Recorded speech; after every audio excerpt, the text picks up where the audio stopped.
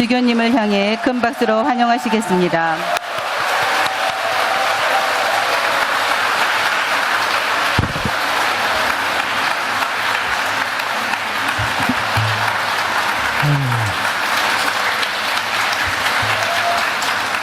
참 예수님, 강의 시작도 안 돼 박수 쳤다가 괜히 나중에 재미없으면 허쳤다고 그럴 거 아니에요, 그죠? 앞에 신부님이 뭐 강의를 재미있게 하셨을 것 같은데 저는 뭐 이렇게 별로 재미없게 할 거예요. 그러니까 조실 분들은 조셔도 돼요. 근데 자리가 불편하기 때문에 잠깐 졸다 말 거예요. 그리고 제 얘기는 대강 들으셔도 되고, 여러분들이 들어야 할 거는 주일에 신부님 강론 열심히 들으시라는 거. 그게 주식이고 제가 하는 거는 간식이에요. 그죠? 떡볶이 같은 거니까 졸다가 못 들으셨다고 그래도 너무 크게 상관하실 거 하나도 없습니다. 그래요. 저에게 주어진 시간 1시간인데 그래요. 우리 쌈박하게 1시간 얘기합시다. 그래요. 뒤에 잘 들리세요? 예, 잘 들리세요? 예, 예. 잘 안 들려요? 그럼 어떻게 해야 잘 들릴까요? 이제 되나요? 들려요? 가까이 돼야 되는 거죠? 가까이 돼야 돼? 예, 알았습니다. 이 정도면 되죠? 예. 제가 1시간 동안 드릴 말씀은 성사를 통한 치유다. 그러니까 성사들을 통해서 어떻게 우리의 내적 치유가 이루어지느냐, 뭐 그런 관점으로 몇 말씀 드리겠습니다. 우리 사회는 상당히 꽤 오래전부터 힐링이라는, 영어로 힐링이라는 단어를 많이 사용했어요. 고치다, 치유되다, 그런 뜻이죠. 우리말로 하면. 사람들이 이런 단어를 많이 쓰는 이유는 힐링이 필요하기 때문에, 치유가 필요하기 때문에 그런 거고, 상처를 많이 입기 때문에 그렇습니다. 세상이 험하다 보면 이런저런 상처를 많이 입고 살죠. 예전에 한 20년 넘었나요? 거의 30년 전인가? 우리 예수의 송복모 신부님이 용서와 치유라는 소책자를 냈는데 그 책이 엄청 많이 팔렸어요. 그때 이제 우리 신자들이 치유가 많이 필요하구나, 그러니까 이 책들을 많이 보는구나, 그런 생각을 했습니다. 근데 부작용은 뭐냐? 상처는 치유가 돼야 되는데 살다 보면 작은 상처는 잊고 사는 거예요. 상처기 정도. 애들이 어렸을 때, 지금은 그러지 못하지만 골목에서 또 모래판에서 자기들끼리 놀다가 싸우고 좀 핥히고 그러잖아요. 그냥 그런 상처는 넘어가는 거예요. 큰 상처. 사람이 상처가 치유가 안 되면 그 상처에 휘둘립니다. 누구를 사랑하고 싶어도 상처 때문에 안 돼요. 큰 상처는 그렇게 사람을 이렇게 휘두르는데 작은 상처 같은 거는 그냥 잊고 넘어가는 거예요. 근데 상처와 치유가 중요하다, 상처 치유가 중요하다니까 작은 상처를 입어도 상처 입었다고 펄펄 뛰는 사람들이 있어요. 그건 너무 엄살 떠는 거죠. 저는 그렇게 엄살 떠는 사람 보면 좀 싸납게 뭐라고 했냐? 상처 더 입어야 돼, 저거. 그래서 작은 상처 정도는 여러분들 그냥 넘어가세요. 그거는 살다 보면 있는 겁니다. 조금 누가 섭섭하게 했다든가 좀 기분 나쁘게 했다 그러면 안 좋은가 보지 그리고 그 전에 택시 타고 가면서 했는데 왜 차 타고 가다 보면 앞에 짝짝 끼어드는 경우가 있잖아요. 기분 나빠 그런 건 아닙니다. 그러니까 그런데 그냥 두세요. 나중에 싶다. 그런데 그거 이제 성질내면 한이 없어요. 그래서 택시 타고 가다가 택시 운전사한테 제가 그랬어요. 제가 뒤에 앉았어도 기분 나쁘더라고요. 그래서 저럴 때는 그냥 저 사람 바쁜 일 있는가 보다, 화장실 급해서 그런가 보다, 그렇게 생각해야 되겠죠. 그랬더니 맞습니다, 손님, 이러더라고요. 그러니까 웬만한 거는 넘기는데 정말 자기가 이렇게 휘둘리는 그런 상처는 사실은 치유를 받아야 되는데, 그런 길은 여러 가지 있지만 우리 성사로 한번 보자, 그런 거죠. 안 그러셔도 되는데 이따 미사전 해도 돼요. 괜찮아요. 네. 가끔 이런 것도 깨먹어야 컵 장사도 되는 거 아니야? 그 사람이 상처 입는 거는 사람한테 상처를 입죠, 보통 인간관계에서. 그런데 치유받는 것도 인간관계에서 치유받는 거예요. 박완서 씨라고 있죠, 정혜 엘리사벳, 천주교 신자인데 2011년에 세상을 떠났는데 전 뭐 그분 책을 굉장히 좋아합니다. 근데 1988년, 1988년이니까 거의 한 30년 전이죠. 그때 40년 전, 거의 40년 되겠네. 그 4달 차이로 남편을 잃고 아들을 잃었어요. 남편 세상 떠난 지 4달 지났는데 그 외아들, 생떼 같은 외아들이 아마 병원 뭐 그 인턴이었던 것 같은데 하여간 약을 잘못 써서 이제 갑자기 죽은 거예요. 그러니까 어떻겠어요? 이제 하늘이 무너지는 듯한 그런 슬픔이었고, 그분이 참척의 슬픔이다. 그런 표현을 쓰더라고요. 아주 그냥 가슴을 후벼패는 어떤 그런 건데, 그러니까 하느님이 너무 원망스럽더라는 거죠. 내가 못 산 것도 아니고 나름대로 열심히 살려고 하는데 나한테 왜 이런 고난을 주나? 왜 내 아들을 데리고 가나? 그래서 집안에 있던 성물 다 패대기 쳤다는 거예요. 십자가 내려서 팽을 치고 성모상 깨버리고, 그렇게 그야말로 그분 표현대로 포악을 떨었는데, 그러니까 밥도 안 먹겠죠. 그러니까 이제 딸이 너무 걱정이 되니까 어머니를 이제 어떻게 설득했냐면, 이분이 이제 이혜인 수녀님하고 친분이 있기 때문에 부산 광안리에 있는 이혜인 수녀님 수녀원, 그 베네딕토 수녀원으로 이제 그쪽으로 가서 손님으로 좀 있게 했습니다. 수녀님들과 함께 기도하고 홀로 산책하면서 조금씩 이제 안정을 찾아가는데, 희미하게나마 영적 치유를 얻은 것은 아주 우연히 엿들은 어느 예비 수녀의 이야기였어요. 어느 날 박원서 씨가 그 수녀원 안에 있는 그 휴게실에 이렇게 앉아 있는데, 그 옆에 예비 수녀가 면회 온 자기 친구들하고 얘기하는 걸 엿듣게 됐어요. 근데 수녀 얘기가 뭐냐? 자기 남동생 때문에 집안이 굉장히 어려웠다. 말썽을 부려가지고 동생이 어떻게 고약하게 구는지 집안이 편할 날이 없었다는 거예요. 어디 가서 사고 치고 뭐 사람 때리고 뭐 그랬겠죠. 그러니까 왜 하필이면 내 동생이 저러야 되나, 비관도 하고 원망스러운 생각이 많이 들었다는 거죠. 그런데 어느 날 문득 스쳐가는 생각이, 세상에는 속 썩이는 젊은이들이 얼마든지 있는데 내 동생이라고 그래서는 안 되는 법이 어디 있겠는가, 뒤집어 생각하는 거죠. 그렇게 생각을 고쳐먹고 그 사실을 받아들이게 되니까 한결 마음이 가벼워지고 동생과의 관계도 호전되더라는 거예요. 사실 그렇잖아요. 이시적으로 따져보면 우리가 뭘 당하면 왜 나한테 이런 일이 이루어지나, 근데 좀 더 넓게 보면 다른 사람들한테도 얼마든지 그런 일이 일어나는데 왜 나한테만 비껴가라는 말이 어디 있는가, 이렇게 생각이 전환이 이루어지니까 그 사실을 받아들이게 되고 또 동생과의 관계도 서서히 나아지더라. 박원서 씨가 자기 딸보다 앳돼 보이는 수녀의 얘기를 듣고 자기 생각도 서서히 바뀌더라는 거예요. 내가 지금까지는 하필이면 내 아들을 왜 하느님이 데려갔는가, 그렇게 원망하고 타박을 했는데 내 아들이라고 해서 데려가지 말라는 법이 어디 있겠는가, 내가 그런 식으로 생각을 바꾸면 아마 여기에 구원의 길이 있지 않겠는가, 그렇게 생각에 실마리가 잡히면서 계속 그런 방향으로 가다 보니까 마음이 가라앉고 내적으로 어느 정도 치유가 돼서 그 다음에 다시 정상적인 생활을 할 수 있게 됐다고, 그런 고백을 아예 하나 책으로 엮었어요. 이렇게 사람과 만나면서 우리가 상처도 있지만 또 다른 사람을 만나면서 그 입은 상처가 치유되는 경우가 우리 삶에는 굉장히 많습니다. 그런데 진정한 치유의 원천이신 하느님, 진정한 치유는 치유의 원천이신 하느님을 만날 때 이루어진다는 거죠. 그러니까 치유도 여러 단계가 있는 거 아니에요? 근데 정말 아주 깊은 내면으로부터 이루어지는 그런 치유는, 아주 오래가는 그런 치유는 치유의 원천이신 주인이신 하느님으로부터, 하느님께만 가능하다는 겁니다. 신약 성경에 보면 하느님의 아들 예수님 만나고 외적 내적 치유를 받은 사람들이 굉장히 많습니다. 우리도 예수님 만나서 치유를 받고 싶은데 어떻게 하면 되느냐? 물론 죽은 다음에 예수님 만날 수 있죠.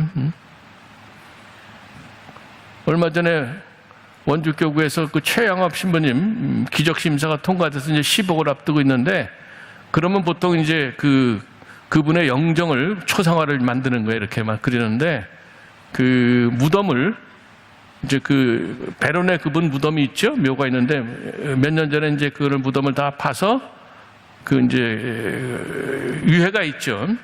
그거를 실측을 했어요. 다 병원 가서 이렇게 서울 성모가 다 해놓고 거기에 따라서 이제 해박자들 이렇게 해서 거기다 이제 살을 입히고 뭐 이렇게 해가지고 그 최영업 신부님 표준 영정을 만들었습니다. 그래서 그거를 이제 말하자면 뭐 개막식이라고 할까 이렇게 영정 이제 뭐 그거를 전시하는 공식 행사를 가졌는데, 그 원주교구 조규만 주교님이 이제 주례를 하면서 그러더라는 거예요. 신자들한테 그러더라고요. 최영업 신부님 영정입니다. 맞는지 안 맞는지는 천당 가서 알아보세요. 그러니 우리 천당 가면 하느님 예수님 만나요. 근데 그 이전에도 만날 수 있잖아요.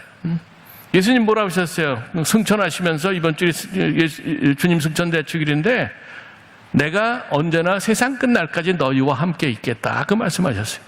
물론 예수님이 제자들이 보듯이 그렇게 육안으로 보듯이 그렇게 예수님을 우리가 볼 수는 없지만 예수님께서는 언제나 함께 있겠다 말씀하셨고, 그분을 우리가 성경 말씀을 통해서 무엇보다도 성사를 통해서 우리가 그분을 만날 수 있어요. 영적으로. 성사 안에는 7가지 성사 안에는 예수님이 분명히 계십니다. 성사 중에 가장 큰 성사가 바로 성체 성사 미사입니다. 모든 성사의 중심이 바로 성체 성사예요. 가톨릭 교회는 성체 성사로 살아갑니다. 가톨릭 교회 성체 성사가 없으면 가톨릭 교회가 아니에요.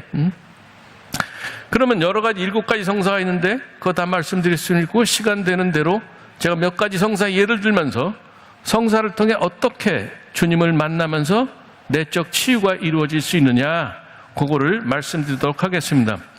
먼저 세례성사예요.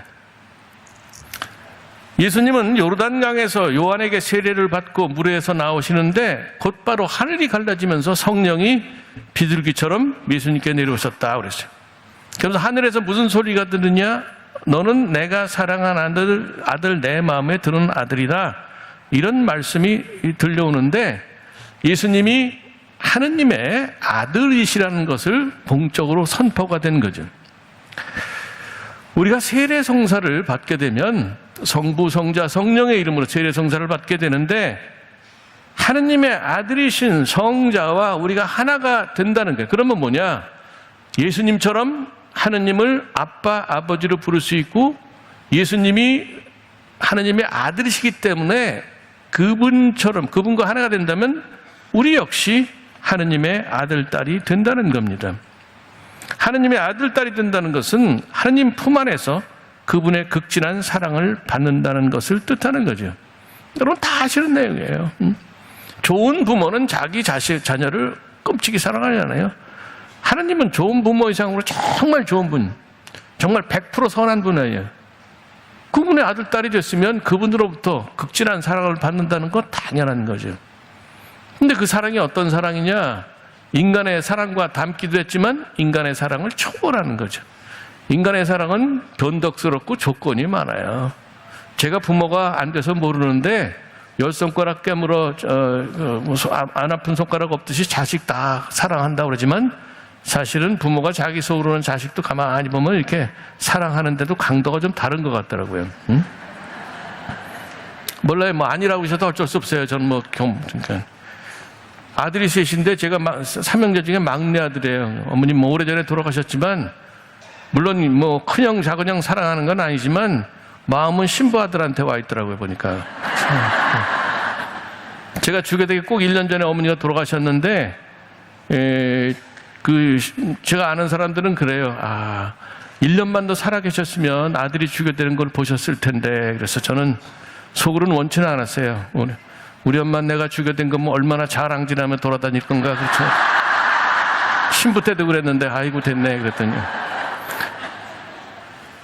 아마도 신부 부모님들은 이제 그런 야심 같은 게 있어요. 내 아들이 그래도 주교가 됐으면 좋겠다, 그런 마음들이 있는 것 같아요. 그랬더니 저희 어머니도 그랬어요. 그래서 저 생각으로는 하도 안 되니까 돌아가셔가지고 하느님 바지가락 붙잡고 우리 아들 좀 그래서 된 거 아닌가. 뭐 나중에 이제 천당 가서 확인해 봐야죠. 그럼 예수님이 하느님의 아들이니까 예수님 보면 하느님을 보는 거라고 그랬어요. 그럼 하느님 사랑이 어떤 건지는 예수님 통해 다 드러난 거죠. 예수님이 사람들에게 베풀으신 그 사랑에서 하느님 사랑이 이런 거구나, 그걸 알 수가 있어요.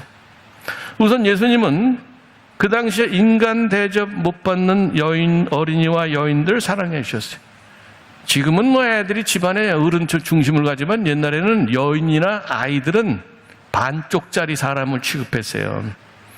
그래서 오병이어 물고기 두 마리와 빵 5개로 5,000명을 먹이신 기적 마무리해 보세요. 장정만 해도 5,000명이 먹였다. 여자와 어린아이들은 아예 뺀 거예요. 사람 취급 안 하는 거예요. 그런데 어린이와 그 여인들을 사람 취급해 주셨잖아요. 성경에 보세요. 하늘나라 얘기할 때 어린이를 불러다가 품에 안으시고 이 어린아이와 같이 되지 않으면 하늘나라에 들어갈 수 없다. 어른들의 모범으로 삼으셨다는 거예요. 또 병자와 마귀 들린 사람, 죄인으로 낙인 찍혀서 미움받던 세리와 창자들까지도 내치지 않고 감싸 안아주셨다는 거예요. 도시에도 변두리가 있듯이 인생에도 변두리 인생들이 있습니다. 사람들이 눈길 안 주고 가능하면 상대 안 하는 그런 인생, 그 그룹들이 있는데 예수님께서는 그들을 온전한 사람으로 취급해 주시고 그들 역시 하느님의 자녀라고 이렇게 하셨다는 것이요. 여기서 하느님 사랑의 특징이 드러나죠. 하느님은 인간처럼 자기 마음에 들고 능력 있고 예쁜 이들만 사랑하시는 것이 아니라 그 반대되는 사람, 그렇지 못한 사람도 똑같이 사랑하신다는 게 드러나요.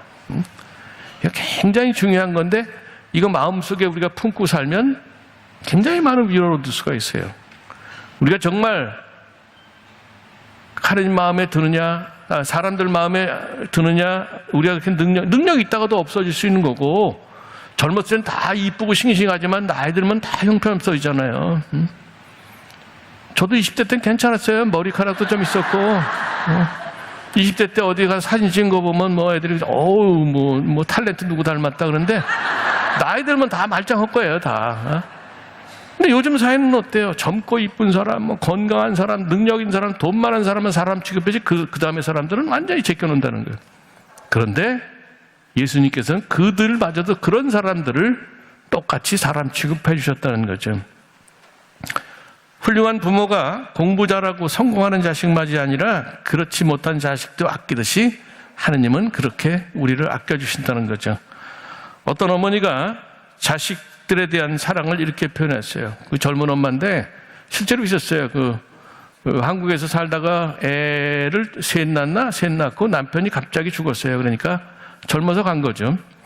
근데 이제 독일 남자랑 결혼했는데 자기보다 한참 어린 그런 남자랑 결혼했어요. 능력 있는 여자죠, 어떻게 보면. 근데 거기 애들 또 둘을 낳았어요.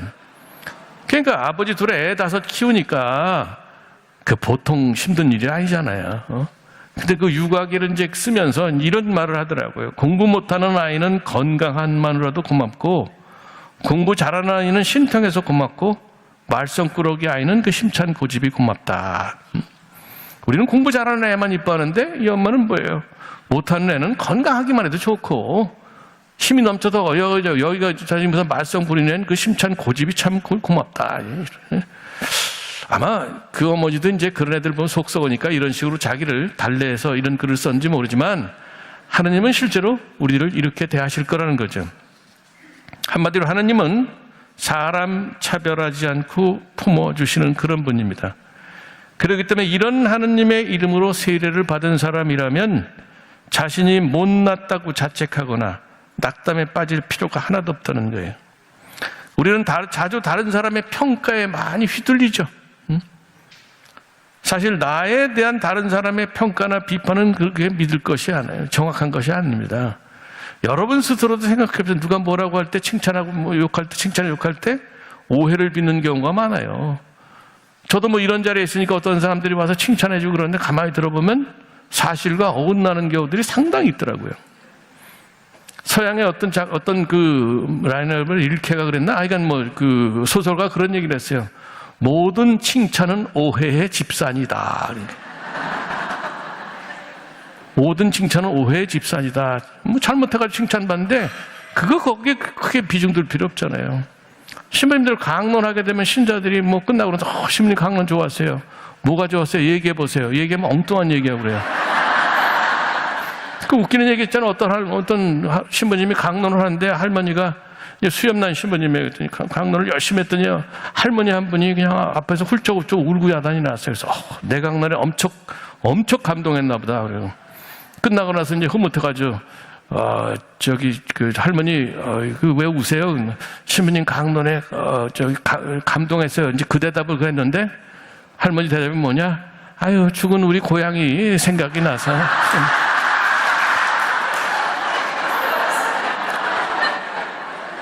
다른 사람이 나에 대한 평가에 긍정적이든 부정적이든 거기에 휩쓸 필요 없습니다. 중요한 건 하느님께서 나를 어떻게 보시느냐. 하느님께서 나를 세례받음으로 말미암아 당신의 아들, 딸로 삼아주셨고, 그리고 내가 어떤 처지에 있든지 설사 그분의 등을 돌리고 다른 길을 간다고 해도 사랑의 눈길을 물론 이제 안타까운 마음으로 바라보시겠죠. 사랑의 눈길로 바라보신다는 것, 그 눈길을 결코 거두시지 않는 걸 생각한다면 다른 사람이 나를 어떻게 보든 거기에 크게 휘둘릴 필요가 없다는 거예요. 물론 내가 잘못하고 못되게 굴어서 욕먹는 거는 반성을 해야 되죠. 그런데 그렇지 않은데도 이상하게 오해를 받고 질투를 받고 뭐 그럴 때 속은 상하지만 하느님이 나를 그래도 내 사정을 알고 나를 그렇게 안 보실 텐데 뭐가 걱정이야. 이런 식으로 자기를 달랠 수가 있다는 거죠. 소아 데레사 잘 알죠. 깔메레 24살에 갔다 이제 돌아가신 그분인데 그분의 자서전에 보면 정말 우연한 계기로 타인에 대한 판단에서 자유롭게 됐다는 그런 체험담을 얘기를 합니다. 데레사 성녀가 착복식을 했는데 그 원장 수녀님 방으로 불려갔어요. 근데 원장 수녀님 방에 있는 손님 수녀가 데레사 성녀를 보고 아이고 참 이 수녀 참 건강하네. 아이고 튼튼하네. 몸집도 좋아 좀 뚱뚱하네. 그래. 굉장히 기분이 나빴다는 거예요. 모욕받은 것처럼. 그리고 기분이 상해가지고 주방 갔는데 손님으로 온 다른 수녀가 데레사 수녀를 붙잡더니 정반대에 맞다는 거예요. 아니 수녀 왜 그렇게 말랐어? 아유 그래가지고 수도 생활 못해. 어? 잘 먹어야지. 어? 그렇게 했더니 수도원 규칙 못 따라가. 잘 먹고 그래야지. 괜찮아. 너무 그렇게 말랐어. 그러지 마. 그래. 성녀는 그 순간에 다른 사람들의 의견에 그렇게 중요성을 두지 않게 됐다는 거예요. 그때 인상이 얼마나 크게 남았던지 그 다음부터는 어떤 비난이나 칭찬도 아주 가벼운 자국도 남기지 않고 흘러가 버린다. 그런 고백을 했어요. 우리 대부분은 이런저런 남의 의견에 너무 쉽게 기뻐하거나 너무 쉽게 마음이 상합니다. 하지만 사람의 의견이란 이렇게 다르고 정확치 않을 수가 있어요. 그러니까 사람들의 칭찬이나 인정에 너무 연연하거나 또 질책이나 비판에 너무 풀 죽을 필요 하나도 없습니다. 중요한 것은 변덕 많은 사람의 눈이 아니라 아까 말씀드린 것처럼 하느님께서 나를 보시는 한결같은 눈길이라는 거예요. 하느님이 정말 사랑의 눈길로 우리를 바라보시고 그 눈길을 거두시지 않는다는 거예요. 어느 책에서는 미국에 어떤 중년 부인이 갑자기 이제 사고를 당해서 시력을 잃었어요. 근데 미국이라는 사회는 사회보장제도가 잘 돼 있기 때문에 그런 사람에게 또 직장을 마련해 줍니다. 눈이 안 보이는 사람도 일할 수 있게끔 직장을 마련해 줘요. 근데 이제 거기 출퇴근을 해야 될 거 아니에요. 남편이 며칠 출퇴근을 이렇게 해줬어요. 그랬더니 어느 순간에 좀 시간이 지난 다음에 딱 잘라서 여보 계속 이럴 수는 없으니까 오늘부터 당신이 혼자 출퇴근하라고. 그러니까 이제 그 부인이 그 얘기를 듣고 너무 그냥 충격을 받고 존심이 상한 거예요. 어떻게 사람이 저럴 수가 있나. 그러니까 이제 그래 알았다. 이를 악물고 그날부터 출퇴근 버스를 이제 타고 혼자 오거는데 뭐 처음에는 모르니까 넘어지기도 하고 뭐 그래서 무릎이 까지기도 하고 막 그랬겠죠. 근데 시간이 지나면서 익숙해져서 출퇴근길을 이렇게 가게 되는데 어느 날 출근길에 버스에 오르는데 그 기사가 그런 얘기를 했다는 건 부인 참 좋으시겠어요. 좋은 남편 두셨어요. 그래서 이게 뭔 소리냐고 그랬더니 그 남편은 부인이 출근 버스를 타고 갈 때는 뒤에서 몰래 따라갔다는 거예요. 눈치 못 채게. 그래서 부인이 앉으면 저 뒤에서 부인 등 뒤로 보는 거예요. 퇴근 때도 마찬가지고. 왜 그랬겠어요? 독립할 수 있게 해주는 거 아니에요. 혹시라도 길 익히는 과정에 큰일이 일어나면 자기가 도와주려고 만반의 준비를 하고 기다리고 있었다는 거예요. 여러분들이 어떤 고난을 당하실 때, 어려움을 당하실 때 하느님이 나를 버리신 거 아닌가? 절대로 그렇지 않다는 거예요.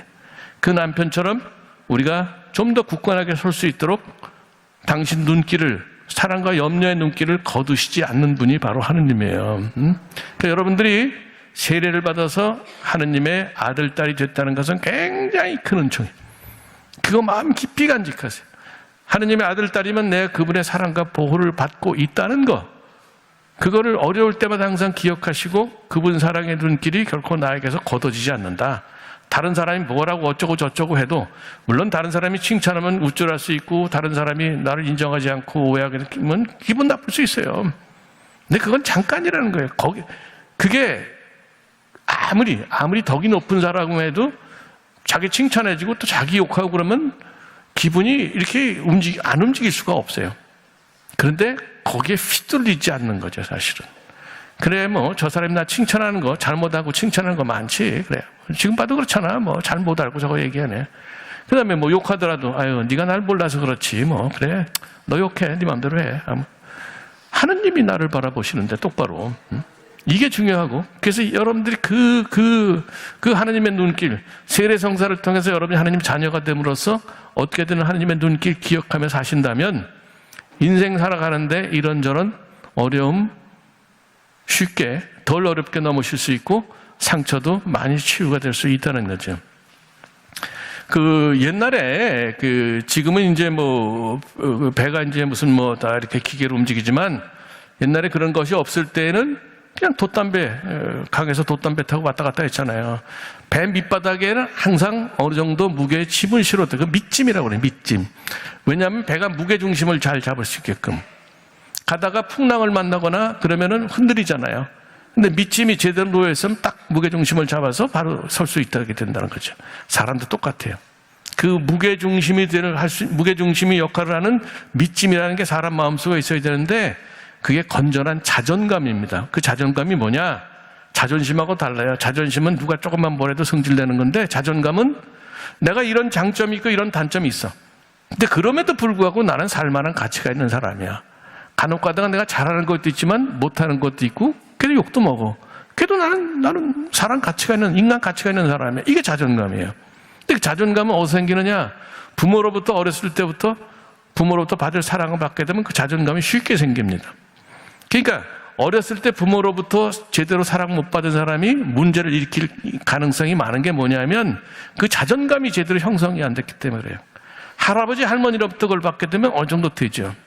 나이 들어서 어렸을 때 생기지 않은 자존감을 나이 들어서 채우기는 굉장히 어려운데 그럼에도 불구하고 적정선에 자기 자존감이 필요합니다. 세상을 제대로 살아가기 위해서는. 근데 신앙은, 믿음은 그런 자존감을 준다는 거예요. 마르틴 루터 이른바 종교개혁을 일으켜서 교회를 두 쪽 내서 욕을 무지하게 먹었어요. 근데 그 사람은 적어도 세례 성사가 어떤 중요한 의미를 지니고 있는지는 똑바로 알고 있었어요. 세례 성사가 하느님의 자녀가 되는 것이고 그것이 나를 정말 든든하게 하는 것이라는 그 은혜를 똑바로 알고 있었기 때문에 자기 책상에 나는 세례 받았다는 것, 그때 라틴 말로 이렇게 적어놨다, 아주 끌로 파놨다고 그래요. 그래서 일이 안 풀리고 우울감이 오고 힘들 때마다 자기가 파놓은 그 글자, 나는 세례 받았다, 그거를 거의 뭐 주문 외는 것처럼 외면서 다시 힘을 얻었다는 그런 기록이 있습니다. 그건 사실 우리가 본받을 만한 거죠. 여러분들이 다 열심히 하시니까 성당 여러 번 오시고 기도할 때도 성읍 오시잖아요. 그죠? 성당에서 성수 찍어서 이렇게. 성부와 성자와 성령의 이름으로 성호경은 뭐예요? 세례를 기억하는 거예요. 우리가 세례 때 성부와 성자와 성령으로 세례를 받았죠. 성당에 오실 때 세례를 찍는 건 뭐냐? 세례수로 우리가 모든 죄 씻김 받고 하나님의 아들, 딸이 된 거예요. 성호 그을 때마다 꼭 기억하세요. 나는 세례 받은 사람이고 그런 만큼 하느님 자녀가 됐고 하느님 사랑의 눈길을 받는 사람이라는 건 어떤 경우든지 그거 마음속에 주문처럼 외우고 기억하시게 된다면 달라질 거예요, 많이. 그러나 한두 번 그랬다고 달라지는 건 아니에요. 우린 장기전으로 가야 돼, 장기전으로. 요즘에 너무 즉석 빨리빨리 하니까 되는데 모든 뜻 있고 좋은 거는 즉석으로 안 됩니다. 즉석 카메라로 뭘 찍을 수 있지만 작품 사진 찍으려면 그렇게는 안 되잖아요. 지금 카메라가 좋아져서 뭐 대강 찍어도 아름게 나오지만 진짜 작품 사진은 하나의 피사체를 놓고 이렇게 찍고 저렇게 찍고 계속 인내롭게 수백 방의 사진을 찍어가지고 그 중에 하나 건지는 거예요. 그건 세상이 끝나도 변하지 않습니다. 정말 좋은 거는 인내가 필요한데 여러분들이 계속 성호를 꾸려주시면 나는 세례받은 사람이고 하나님 사랑 안에 있고 하나님 사랑 눈길을 받으며 살아가는 사람이라는 것 거듭 기억하시고 마음에 새기신다면 정말로 여러분 모르는 사이에 치유가 일어날 거예요. 아멘만 하시지 말고 그렇게 하세요, 가서. 예. 그 다음에 성체성사죠. 세례를 받아서 하나님 자녀가 된 사람들은 성체를 통해 예수님 만나게 됩니다. 성체 안에 예수님 계시잖아요, 분명히. 눈에 보이질 않지만 그분이 분명히 계셔. 예수님 보는 이는 내 몸이다, 이는 내 피다 체험만처럼 사셨고, 그렇기 때문에 비록 겉모양은 안 변하지만 미사 때 축성한 후에는 예수님의 몸과 피로 변하는 거예요. 그건 인간의 이론으로 설명이 안 되는 거죠. 한번 생각해 보세요. 우리가 하느님이 세상과 세상 만물을 창조하신 분이다 믿잖아요. 사도신경 처음에 뭐 전능하신 천주 성부 천지 창조주를 믿나이다. 하느님께서 아무것도 없는 데서 세상 만물을 창조하셨다는 건 우리는 믿어요. 그만큼 하느님 능력이 커요. 근데 없는 데서 있는 거를 있도록 만드신 그 하느님께서 있는 거를 변화시키는 건 뭐가 그렇게 어렵겠어요? 그러니까 우리가 하느님의 능력을 믿게 되면 그 빵과 포도주를 밀떡과 그 포도주를 축성한 다음에 예수님의 몸과 피로 변한다는 거 얼마든지 믿을 수 있어요. 괜히 작은 머리 가지고 뭐 그게 되느냐 안 되느냐 괜히 그런 짓 하지 말고 성서 말씀대로 그래도 믿으면 되는 거예요. 아무튼 축성 후에 성체와 성혈 안에는 예수님이 분명히 계시고 그분께서 우리에게 하느님의 사랑을 거듭 전해 주신다는 거죠. 2000년 전에 십자가에서 우리를 위해 죽으셨던 그 예수님께서 성체를 통해 우리에게 오시면서 계속 우리를 위해 곁에 계실 것이다. 그런 약속을 해주십니다. 그래서 여러분들이 세례를 통해 우리가 하느님의 자녀가 됐고 성체를 통해 바로 예수님이 내 안에 오신다는 걸 생각한다면 그건 엄청난 거 아니에요, 그죠? 아무리 어려워도 그분이 내 곁에 계시는데 내가 준비한 대로 내 속이 깨끗하겠어요? 더럽고 지저분해도 그래도 그분이 오시는데 그게 얼마나 대단한 거예요. 그러니까 뭐 딴 거 하찮은 거 이것저것 상처 입은 거 우리가 다 거기서 벗어날 수가 있다는 거죠. 요즘에 제가 드라마 얘기를 많이 하는데 요즘 또 뭐 핫한 드라마가 모두가 자신의 무가치함과 싸우고 있다. 응?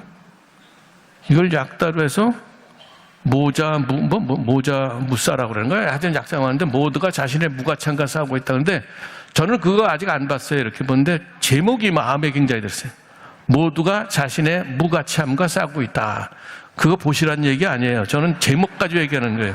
제가 무슨 방송사 선전해 줄 일은 없는데 그 제목이 참 의미 깊더라고요. 사람은요, 우리가 흙에서 와서 흙으로 가잖아요. 본래 허무한 존재가 사람이에요. 그런데 그 흙으로 빚어진 사람에게 하느님께서 숨을 불어넣으시니까 생명체가 됐다고 그러잖아요. 우린 본래 흙이기 때문에 하느님의 숨 없으면 그냥 흙으로 돌아가는 존재들이에요. 허무한 존재들이에요. 그래서 사람은 자신이 무가치하다는 거기에 굉장히 두려움을 느끼는 거예요. 흙에서 왔기 때문에 내가 무가치하다는 거 그걸 느낄 수밖에 없어요. 그 무가치함을 어떻게 극복하느냐? 여러 가지 길이 있겠지만 우리 신앙인은 뭐예요? 내가 흙에서 온 존재인데 하느님께서는 그런 존재에게 숨을 불어넣으셔서 인간으로 만드시고 더더구나 당신의 자녀로 삼으시고 성체 성사를 통해서는 매번 성체를 용할 때마다 당신의 아들을 우리 마음, 우리 안으로 보내신다는 거. 그러니까 우리가 얼마나 가치 있는 존재가 되는 거야, 하느님 때문에. 세상 사람들은 정말 이렇게 보면은 예전보다 많이 똑똑해지고 가진 것도 많고 재주도 많은데 이게 들여다보면 굉장히 불안해요. 이 드라마의 제목처럼 자신이 무가치하다고 생각을 해요. 근데 신앙인은 결코 그래서는 안 되는 거죠. 내 자신은 무가치하지만 하느님께서, 주님께서 내 안에 항상 계시고 거듭거듭 내 안에 오시는데, 말하자면 내가 보화를 닮은 질그릇 같은 그런 존재인데 나는 가치 있는 사람이 아니냐, 얼마든지 그렇게 살아갈 수 있다는 거죠. 여러분, 성체 영하실 때마다 주님께서 2000년 전에 우리를 위해서 죽으시고 우리 구원을 죽으시고 부활하신 그분께서 바로 내 안에 오신다는 것, 정말 초라하고 보잘것없는 내 안에 오셔서 나를 위해 옆에 계신다는 것, 그거를 생각하신다면 이 세상 풍파에 다른 사람의 뭐 이런저런 말에 휘둘리지 않고 건강하게 살아가실 수 있고 또 이런저런 상처도 아주 자연적으로 치유가 될 수 있다는 거예요. 그리고 미사 때마다 우리에게 오시는 주님께 어려운 건 우리가 얼마인지 부탁드릴 수 있는 거 아니에요. 정말 자기 힘으로 안 되는 건 그분께 바쳐야 돼, 드려야 돼요. 그러니까 우리가 주님께 뭐를 봉헌하는 거 있죠. 봉헌하는 것도 좋은 것만 드리는 건 아니에요. 안 좋은 건 정말 내 힘으로 했는데 도저히 안 되는 걸 바칠 수 있어요. 그럼 거기서 뭔가 도움을 받게 되는 거죠. 제 경우 말씀드릴게요. 제가 1982년부터 92년까지 딱 10년간 신학생으로 나가서 중간에 와서 신부되고 그 다음에도 유학해서 딱 10년간 그 오스트리아 인스브룩이라는 곳에서 유학을 했어요. 독일말 쓰는 지역입니다. 처음에는 이제 신학교에 있다가 나중에 한 2년 반 정도는 그 시내에 있는 한 800년 된 수도원에 가서 수사 신부님들이랑 같이 방 하나 얻어가지고 거기서 살면서 숙식하면서 뭐 미사도 같이 했어요. 그러면서 학교 왔다 가서 다면서 공부를 했는데 오래 있다 보니까 그곳에 수사 신부들, 수련자들하고 친해져서 공부에 도움도 받고 개인적으로 농담도 하며 잘 지냈어요. 근데 좀 뭐 거의 뭐 8년, 9년 이렇게 지났을 텐데 평소에 친하게 지내던 그 신부 하나가 저보다 나이 몇 살 위인 사람이에요. 나중에 이제 아빠스까지 된 사람인데 제 독일 말이 발음 하나를 교정해 주더라고요. 근데 그게 보면은 뭐 10년 됐어도 사실은 그 서툴잖아요. 외국 사람이 우리나라 10년 있어도 대부분 말을 서툴게 하죠. 근데 이걸 딱 교정해 주는데 기분이 무지하게 나쁘더라고요. 아니 그 사람은 그냥 아무 생각 없이 걔도 이제 고쳐져야 되겠구나, 그냥 그 발음이 이렇게 되는 거야. 그런데 제가 느끼기는 야, 네가 10년 가까이 있었는데 그것밖에 안 되냐, 이런 식으로 들렸다는 거예요. 그다음부터 그 사람이 미워 보이기 시작하는데 도저히 감당이 안 돼. 저 인간이 저거에 잘난 척하고 네가 잘나면 얼마나 잘났냐 그랬다고. 걔도 저 사람이 별 저거 없이 했을 텐데 그래도 기분 나빠, 뭐 이런 식으로 되니까 이게 공부가 안 되고 마음이 잡히질 않는 거예요. 그런데 한 집안에서 계속 같이 밥 먹고 미사 때 만나야 되는데 그게 얼마나 힘들겠어요. 마음을 이렇게 고쳐먹고 저렇게 고쳐먹고 해도 잘 안 되더라고요. 어느 날 미사에 왔는데 이렇게 보이는데 또 이 노릇을 언제까지 이래야 되냐 그러니까 근데 기도가 됐더라고요. 저기요, 예수님, 잘 안 되네요. 아시잖아요. 뭐 노력은 했는데 안 되니까 어떻게 좀 당신이 이제 좀 해주세요. 진짜 그랬어요. 그런데 그 미사 때 그 미운 마음이 싹 사라지더라고요. 야, 이거 내가 치유받아, 내적 치유받아, 그런 생각이 드는데 그 다음 뭐 그런 일은 별로 없었어요. 그러니까 뭐 그 다음에도 딴 사람 많이 미워했는데 근데 그런 일은 잘 안 일어나는데, 그러니까 기적이라는 게 그렇게 자주 일어나는 거 아니에요. 그래서 그때 저는 굉장히 좋은 체험을 했어요. 정말 내 힘으로 발버둥 치고 안 되니까 그것도 맡겨드리니까 이거 되는구나. 치유는 그렇게 내 힘으로 치유하려고 그러지 마세요. 믿는 사람들은 자기 힘, 자기 노력도 물론 되겠죠. 걔도 미워하지 말자, 예수님 미워하지 말라고 그랬으니까 원사라고 했으니까 그렇게 해보자, 이렇게 다짐하는데 결정적인 거는 사실은 주님께서 치유해 주시는 거지 우리 힘으로 되는 거 아니에요. 우리가 노력은 하지만 그 노력이 먹혀 들어가는 것, 효과를 내는 것은 주님께서 해주시는 거기 때문에 사실은 다 바쳐야 돼. 그분께 도와주십시오 하면 그게 되더라고요. 뭐 바로 되지 않고 하여간 뭐 시간이 지나면서 되기 때문에 여러분들 그런 거 한번 생각하시면 좋을 것 같아요. 저는 그 성체조배를 굉장히 좋아하는 편인데 뭐 성체조배 하게 되면 뭐 이렇게 뭐 기도문 많잖아요. 그래서 그것도 하셔도 좋지만 제가 원하는 거는 친한 친구 사이에 앉아가지고 서로 그 자기 속 털어놓는 거 그런 방식으로 하시는 것도 괜찮은 것 같아요. 그래서 뭐 물론 소리내서 그렇지는 않지만 사실은 이제 마음속으로 소리내지 않고 제가 이런 일이 있었고 이건 좋았고 이건 좀 그렇고 이건 잘 안 되네요. 좀 도와주세요. 이런 식으로 하면은 그 자체로서 좋은 성체조배, 좋은 기도가 된다고 봐요. 그래서 저 개인적으로 복잡한 일이 있을 때는 그냥 성당 가서 쭈그리고 앉아가서 15분이고 뭐 반 시간이 있으면 훨씬 더 나아지더라고요. 문제 해결은 안 되더라도 그 문제를 짊어지고 갈 수 있는 힘이 생기더라고요. 졸더라도 괜찮아요. 그래서 제 제 거실에서 이제 편안한 이렇게 뭐 뒤로 가는 이제 의자에 앉아가지고 다 이렇게 쉬는 30분 쉬는 것도 있고 성당 가서 성체조배 한답시고 앉아가지고 뭐 한 반은 졸고 그렇게 있는데 같은 30분을 보내더라도 방 안에서 TV 보면서 쉬는 거랑 성체 앞에 가서 졸더라도 성체조배라고 한답시고 앉아 있는 거랑 확 달라요. 성당 안에서 하는 것이 피로의 회복 속도가 한 2배 정도는 되는 것 같아요. 그러니까 그건 제가 임상 실험을 해본 거니까 여러분에게 권고를 합니다. 그래서 여러분 다 하시겠지만 사실은 저는 자녀들에게도 그런 권해. 여러분들은 다 하시니까 그 성체조배가 얼마나 좋은지 아실 거예요. 그래서 여기 뭐 형제분들 많지 않으신데 정말 본당에서 저는 남자 형제 연세 드신 분들이 성체조배하는 모습을 좀 보였으면 좋겠어요. 그러면 다른 사람들이 따라서 많이 하게 됐어요. 제가 그 서울에 있을 때는 이제 이렇게 인사면담을 여기도 하지만 많이 했는데 어떤 보좌 신부한테 그런 얘기를 했어요. 제가 데리고 있던 사람이 이제 몇 년 교구청에 있다가 어떤 큰 본당에 서울에 이제 나름대로 이제 좀 뭐 잘 산다고 하는 본당 그쪽으로 가게 되는데 그런 데는 말이 많죠. 그래서 좀 걱정이 돼가지고 야 나는 이렇게 살아왔다 몇 가지 얘기를 하면서 제가 이제 사실은 10년 유학하고 바로 본당 신부가 됐어요. 7년 차에. 그때만 해도 이제 서울교구에 신부가 많지 않기 때문에 그때 제가 세운 원칙이 주일 미사는 1시간 안에 끝난다. 강론은 10분 넘지 않는다. 강론의 주제는 그날 독서와 복음에 맞춘다. 그 다음에 병자성사는 주면 칼같이 좋은다. 그리고 고해성사는 주보에 나와 있는 그 시간 있잖아요. 미사 전에 15분. 그러면 신자가 있든 없든 가서 앉아있는다. 자리 지킨다. 그런 식으로 2년 주임 신부를 했는데 다 먹혀 들어가더라고요. 경험이 없어도 그렇게 하니까 적어도 A뿔은 안 돼도 A- 정도는 되더라고요. 그래서 이거 괜찮은 내가 그저 보자도 안 거쳤는데 괜찮은 저거네. 레시피도 좀 괜찮은 레시피네. 그 생각을 하고 그 머릿속에 가지고 있었어요. 그래서 그 신부한테 야, 난 주임 신부 경험도 없이 했는데 이렇게 했다. 내가 너도 그렇게 했으면 좋겠다.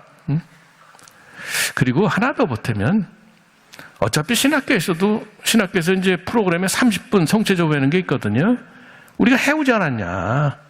본당 가서 오후에 적당한 시간에 가서 30분씩 그냥 앉아있어라. 졸아도 좋다. 근데 그 신부 보니까 할 것 같더라고요. 눈동자를 보니까. 그렇게 헌단 얘기를 듣고 한 2달 후에 그 본당 신자를 우연히 만났어요. 그래서 그 아무개 신부 잘 지내죠? 그랬더니 첫 마디가 성인 신부님 오셨어요. 그래서 기분은 좋았는데 이제 속은 어떤 생각이냐면 아니 우리가 얼마나 기도를 안 했으면 30분 성체조배 한다고 성인 취급받냐. 반성 많이 하자. 뭐 그런 얘기를 했었습니다. 그래서 성체를 통해 우리가 많은 영적 치유가 이루어진다는 거 여러분 뭐 잘 아실 거예요. 근데 여러분 스스로가 그런 체험을 많이 하시고 또 다른 사람에게 그렇게 될 수 있도록 해줬으면 좋겠어요. 특별히 성체 조배를 통해서 내적인 위안과 평안을 많이 받도록. 그럼 저는 그걸 성취해주면 어떻게 하자면 그 왜 암 걸리면 방사선죄잖아요. 그것처럼 어떤 은총의 빛으로 우리 안에 어떤 영적인 암 같은 게 이렇게 사라지는 어떤 그런 거 아닌가, 뭐 그렇게 저는 생각을 합니다. 뭐 고해성사야말로 치유의 성사죠. 죄를 용서받음으로써 우리가 다시 영적으로 건강해지는 치유의 성사라는 건 여러분 잘 아실 거예요. 근데 죄 고백하는 게 너무 힘들죠. 어떻게? 고해성사 쉽게 받는 방법 어디 있느냐? 고해성사를 쉽게 받으려는 그 자체, 그 생각부터 버려야 돼요. 기준을 높이지 마세요. 고해성사는 본래 어려운 겁니다. 어떻게 자기 죄를, 자기 배우자한테도 그 숨기고 싶은 그 죄를 고백하는데 어떻게 그게 쉽겠어요? 부끄럽죠. 고해성사는 본래 어려운 거다. 기준을 거기다 두세요. 쉽게 받는 방법이 어딨냐? 고해성사 쉽게 받는 방법은 없다. 고해성사는 본래 어려운 거다. 힘든 거다. 그러나 고해성사를 보고 나면 보람이 크다. 이렇게 생각하셔야 돼요. 요한복음 어디 나오죠? 그 여인이 해산을 앞두고는 굉장히 힘든데 아이를 낳고 난 다음에는 아이를 얻었다는 기쁨에 그 고통을 다 잊어버린다고 그러잖아요. 고해성사 똑같은 거예요. 성사 보기 전에는 조마조마하고 마음이 불안하고 그러는데 성사 보고 나면 다 잊어버리잖아요. 아주 기쁨이 확 온다는 거예요. 고해성사는 그런 구조 속에 있는 거예요. 그러니까 고해성사는 본래 어렵다. 누가 쉽게 받으면 고해성사는 본래 어려운 거야. 그게 쉬울 말이 안 돼. 그런데 덜 어렵게 받는 방법은 있죠. 고해성사를 잘 이해하면. 그리고 고해성사의 은총을 미리 체험했으면 고해성사가 덜 어렵게 느껴질 수밖에 없어요. 아, 그래. 그 끝은 정말 이게 좀 기쁨이, 말할 수 있는 기쁨과 평화가 있기 때문에 내가 이런 어려움을 기꺼이 넘어서야지. 그렇게 된다는 거죠. 그리고 젊은 사람들 고해성사 안 보려고 그래요. 어떤 당연한 거예요, 사실은. 그런데 어른들이 고해성사 보는 모범을 보여주시면 애들은 따라가게 하게 돼 있어요. 사람들은 어디 가서 뭔가 자기 속을 털어놓기를 굉장히 원해요. 죄만이 아니라 자기 속을 다 털어놓기를 원하는데 고해성사가 이제 그런 식으로 하게 되면 젊은 사람에게도 뭔가 끄는 힘이 있죠. 그러니까 우리 사제들도 물론 노력을 해야 돼요. 고해성사가 면담은 면담 성사 같은 건 이제 면담 고해성사는 그런 게 될 수 있는 거죠. 그래서 죄만 고백하는 것이 아니라 정말 이렇게 내면적인 모든 것을 이렇게 털어놓을 수 있는 그런 장소다. 그런 걸 하게 되면 이제 젊은 사람들도 얼마든지 올 수 있다고 보는데 그러기 위해서는 이제 시간을 좀 넉넉히 하고 준비를 좀 해야 되겠죠. 제가 2년 전에 이제 의정부로 왔는데 서울 있다 왔는데 그 명동에 보면 그 상설고해서가 있어요. 월요일마다 많은 사람들이 전국에서 와요. 와서 이제 고해성사를 보는데 코로나 끝나고 그런 얘기를 하더라고요. 2022년, 23년 신부님들이, 상설고해 신부님들이 그 젊은 남자들이, 직장인들이 와서 성사 보는 사람들이 많이 늘어났다. 믿지 않는 사람들도 그 중에는 와서 자기 속을 털어놓고 싶어 하더라. 그런 얘기를 여러 번 들었어요. 우리 마음 속에는 하느님을 향한 그런 마음이 있어요. 그런 열망이 있는데 그게 이제 말하자면 세상 살아가는데 재에 덮여 있는 거예요. 왜 화롯불이 재에 덮여 있는 것처럼 그런데 코로나를 거치면서 그 재가 많이 날아가는 거예요. 그러니까 세상이 너무 어지럽다 보니까 어디 가서 의지할 때가 필요한 거죠. 그러니까 그런 현상이 일어나지 않는가. 지금 코로나 끝나고 나서 신자들이 한 25% 정도는 안 돌아왔어요. 통계 내는 사람들은 그걸 가지고 교회가 큰일 났다 보는데 저는 거기에 별로 그 마음 안 써요. 어차피 간 사람은 간 거고 그냥 신앙생활 미덕지거나 해다가 그냥 떨어져 나갔다 그냥 갔다 이렇게 보는데 나중에 언젠가 기회가 되면 또 오겠죠. 그러나 그 대신에 보이지 않는 수치로 잡을 수 없는 그 하느님에 대한 열망, 갈망 그거는 훨씬 더 늘어났기 때문에 우리가 그걸 보면서 얼마든지 사람들을 더 끌어들일 수 있다고 봅니다. 물론 이제 숫자도 중요해. 많은 사람이 있는 게 중요하지만 그러나 우리가 숫자에 연연할 필요가 없어요.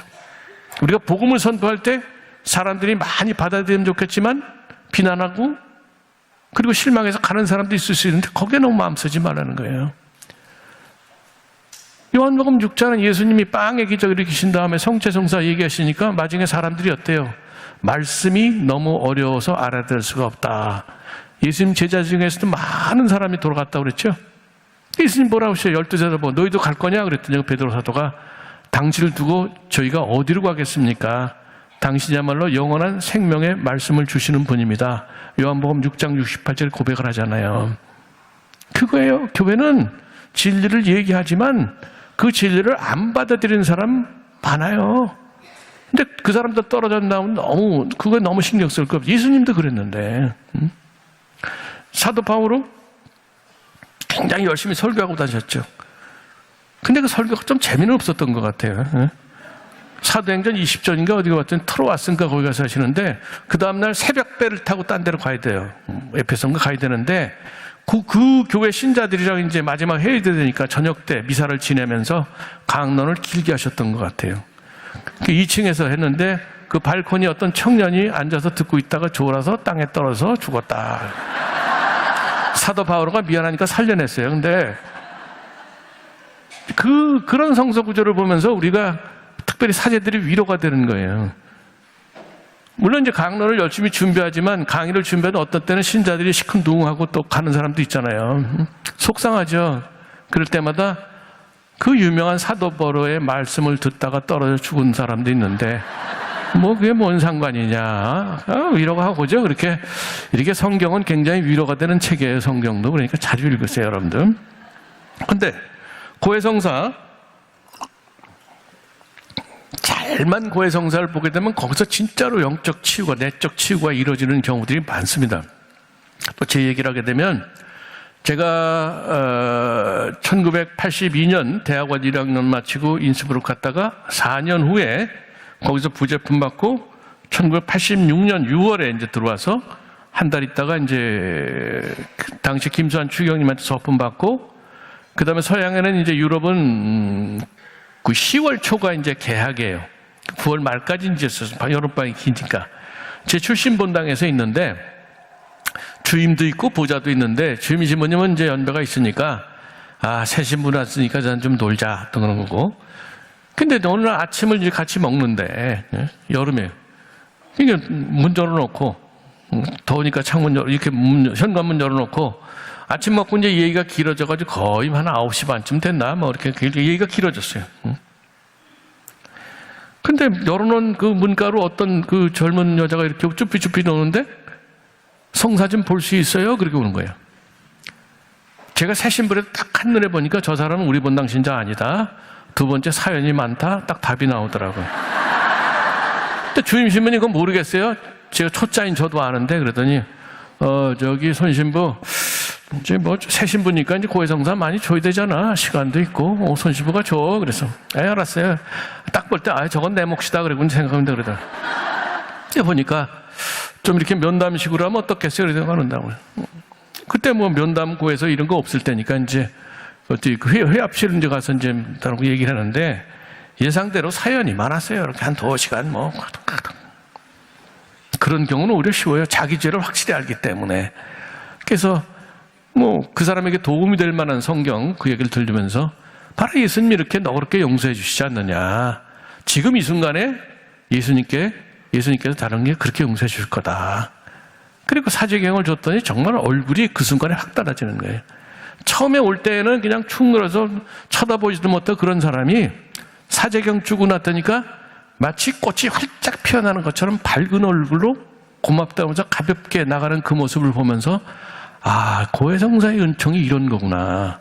저는 새 신부 때 그거를 한번 보고 나서 굉장히 정말 전 하나님의 그 선물이야. 그 새 신부 때 그 서품 선물 같았어요, 사실은. 사제들에게 고해성사는 일종의 이제 십자가죠, 사실은. 고해성사 몇 시간씩 주다 보면 짜증나거든요. 이제 지금은 안 그러지만 과거 서울에 있을 때, 이제 대신학교에 있을 때 판공 때 많이 불려다녔어요.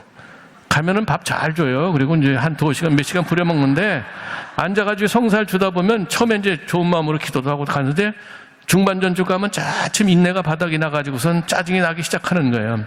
근데 와서 고해를 잘하고 성찰 잘한 사람은 흐뭇하죠. 딱. 근데 어떤 사람은 와가지고 너무 이게 준비가 안 된 사람이 있어요. 예를 들면 어떤 사람은 가만히 있어요. 그래서 고백하셔야죠. 그랬더니 제 고백할 게 없는데요. 그래서 왜 오셨어요? 그러면 왜 오셨어요? 그러면 아니 하도 그냥 집에서 가라고 그래서 왔어요. 성찰해가지고 오세요. 그럼 안 와요. 그런 사람들은 붙잡고 해야 돼요. 또 오라면 안 되고 붙잡고, 걔도 살다 보면 죄 짓는 게 있잖아요. 그래서 뭐 그럴 수 있죠. 그래서 요거 하막 조목조목 되면 그렇겠네요. 그래서 그 자리에서 겨우 없는 시간 쪼개가지고 성찰을 시켜서 보내고 나면 기분이 쭉 빠지는 거예요. 그런데 그때 말하자면 비타민이 되는 게 뭐냐. 제가 새신부 때 요 체험. 이게 고해성사의 은총을 한 사람은 그렇게 외적으로까지 바꾸는구나. 그걸 기억하면 바닥났던 인내가 다시 싹 올라오기 시작하더라고요. 그래서 이 고해성사는 확실히 정말로 좋은 그 용서의 은총, 내적 치유를 주는 그건데, 뭐 우리 신부님들은 다 확신하고 있죠. 근데 그것이 이제 너무 힘들기 때문에 신자들은 이제 좀 찝찝하지만 고해성사를 통해서 정말 내적 치유를 제대로 받은 신자들이 많을수록 더 그게 다른 사람에게 확신을 주는 거죠. 그러니까 여러분들이 내가 이렇게 나이도 들고 별 재주도 없고 그러지만 그렇게 고해성사만이라도 제대로 잘 보시면서 매번 고해성사 때마다 여러분의 용서의 은총으로 여러분이 좀 더 착해지고 내적 치유가 착해진다면 그것도 큰 역할을 하는 거예요. 우리 엄마 할머니가 굉장히 성질내더니 성당 가서 고해성사 보더니 좀 바뀌었네. 그랬더니 저게 얼마까지 갈지는 모르겠지만 그래도 며칠간은 조용하시더라. 이러면 그게 어디예요, 그거라도. 그래요. 제가 드릴 말씀은 많지만 그래도 여러분들이 그렇게 길게 얘기 안 해도 척해도 다 알아두실 그런 분들이니까. 그래서 아무튼 우리가 살아가면서 이런저런 상처를 입고 살아요. 외적인 상처, 내적인 상처, 영적인 상처 입고 사는데 말씀드린 것처럼 그냥 상체기 같은 그런 상처는 여러분들은 그냥 잊어버리세요. 거기 너무 매달리지 마세요. 그런데 어떤 상처는 그 상처가 자꾸 이렇게 나를 조종을 해요. 움직여요. 상처가 많은 사람은요, 제대로 사랑 실천 못 합니다. 치유가 돼야, 영적으로 치유가 돼야 우리가 제대로 사랑 실천을 할 수가 있어요. 치유된 사람만이 진정으로 사랑을 베풀 줄 압니다. 상처가 많고 크고 치유가 안 된 사람은 열심히 봉사하고 하는데 그거로 자기가 보상받고 싶어 하는 거예요. 보상을 받지 못하게 되면 어떻게 돼요? 더 상처가 깊어지고 화내고 욕하고 냉담하는 그런 경우가 있다는 거죠. 치유된 사람만이, 내적으로 치유된 사람이 온전히 사랑을 베풀 수 있는데, 내적으로 치유된 사람은 어떤 사람이냐? 상처가 치유된 사람은 어떻게 하냐? 내가 이런 착한 일을 하지만, 내 노력도 들어가지만, 그러나 이 모든 것은 하느님의 은총 덕분이고, 내가 이전에 상처를 많이 받았지만 하느님께서 나를 고쳐주셔서 내가 얼마나 큰 은혜를 입어서, 내가 이렇게 큰 은혜를 입었으니까 그래도 그분께 감사하는 마음으로 조금 갚아야 될 거 아니야. 다른 사람에게 도움이 돼야지. 그러면서 사랑을 베푸는 거예요. 그런 사람은 조건 걸지 않고 보답을 요구하지 않죠. 내가 이미 받았기 때문에 거기에 대한 감사로 내가 내놓을 수 있는 것 조금 내놨다면 다른 사람이 인정해주면 기분 좋은 거고, 인정하지 않으면 기분 나쁘지만 그것 때문에 그렇게 마음 크게 안 쓴다는 거죠. 내가 받은 걸 조금 내놓은 건데 그걸 남이 인정 안 해주고 보답 안 해주면 할 수 없는 거지. 이렇게 넘어갈 수 있어요. 근데 상처가 치유가 안 된 사람은 다른 사람에게 인정받고 보답 받아야만이 내 상처가 어느 정도 이렇게 달래지는데, 아픔이 달래지는데, 그게 없게 되니까 상처에 소금 뿌린 것처럼 막 화내고 격하게 먹는다는 거예요. 이게 열등감이죠, 사실은. 그래서 상처의 치유가 그만큼 중요한 거예요. 여기 오신 분들 많은 내적 치유, 내지는 육체적인 치유까지 바라고 오신 분들이 있을 거예요. 사람이 상처 입으면 그럴 수밖에 없어요. 나름대로 노력하시고 제가 말씀드린 성사에서 치유의 은총 청하세요. 근데 여러분이 어떤 식으로든 내적 외적 치유를 받았는데 그거로 끝나서는 안 돼요. 그거는 뭐냐? 정말 건강한 몸과 마음으로 우리가 주님의 사랑을 전하는 도구가 되기 위해서 그렇게 치유를 받는 것이지, 그냥 치유 그 자체에 거기서 머물러서는 안 된다는 거죠. 아쉬우니까 하나님께 치유를 청하니까 전 당연하다고 봐요. 그런데 치유된 다음에는 정말 감사하는 마음으로 제가 다른 사람의 치유를 위해서, 다른 사람이 잘 될 수 있도록 전다른 대로 희생하는 거 기꺼이 하겠습니다. 이런 마음으로 하시면 된다, 이렇게 본다는 거죠. 그래요. 뭐 여러 가지 드릴 말씀은 이렇게 제가 2015년에 주교가 되고 또 재작년에 2024년에 이제 교구장이 돼 왔는데 주교로서 한 10년 살다 보니까 말이 길어지더라고요. 그래서 강도 제가 볼 때도 어떤 너무 길어요. 근데 야, 이게 좀 어쩔 수 없구나. 좀 짧게 해야 되는데 이게 잘 안 되더라고요. 그래서 그 대학 교수들이 65세 은퇴하는 이유가 다 있어요. 처음에는 자기도 모르는 걸 가르쳐요. 자기도 모르는 걸. 저도 그랬거든요. 그 다음에 자기가 이해하는 것만 가르쳐요. 그 다음에는 학생들의 필요한 것만 가르쳐요. 은퇴할 때 되면 입에서 나온 대로 자꾸 너무 길게 하기 때문에 그때는 입 닫아라, 은퇴해야 된다는 거죠. 그래서 하여간 최대한 짧게 하려고 노력하는데 오늘 그래도 1시간 맞췄으니까 비교적 짧게 한 겁니다. 잘 들어서 고맙습니다. 마치겠습니다.